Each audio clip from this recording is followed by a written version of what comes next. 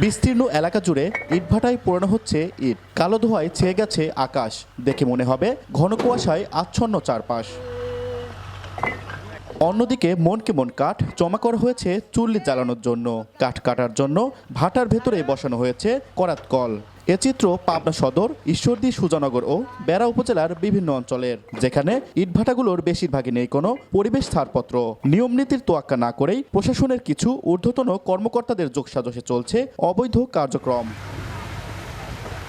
ইটভাটায় কয়লার পরিবর্তে কাঠ পোড়ানোর কারণে ভারসাম্য হারাচ্ছে পরিবেশের। আর গ্রামের মধ্যে সড়ক দিয়ে ইট বোঝাই ভারী যানবাহন চলাচলের কারণে নষ্ট হচ্ছে রাস্তা, সেই সঙ্গে ধুলাবালিতে নষ্ট হচ্ছে ফসল। ইটভাটার কালো ধোঁয়ায় স্বাস্থ্যের জন্য ক্ষতিকর বলছেন বিশেষজ্ঞ চিকিৎসক। ভাটার যে কালো ধোয়া হয় সেটাতে আমাদের স্বাভাবিক যে ফসল সেটা পাই না, আর মৌসুমী ফলগুলো হচ্ছে আমরা একদমই বলা চলে যে পাই না। 65টা ভাটা আছে, 2টি মনে কায়েমি ভাটা আছে, তাছাড়া সবই অবৈধ। ফসলের ক্ষতি তো হচ্ছে, কলা বাড়ি ঘরের পাশ দিয়ে যে সমস্ত টালমাল দিয়া ওই দেখেন কেমন ধুলা পড়ে ভরে গেছে, তাহলে ফসল হয়? শিশু এবং বয়স্কদের জন্য যে শ্বাসকষ্ট, বয়স্কদের জন্য ফুসফুসের ক্যান্সার, এই ধরনের রোগগুলোর প্রভাব ফেলতে পারে। অবৈধ ইটভাটা বন্ধে ব্যবস্থা নেওয়ার আশ্বাস পরিবেশ অধিদপ্তর ও জেলা প্রশাসনের।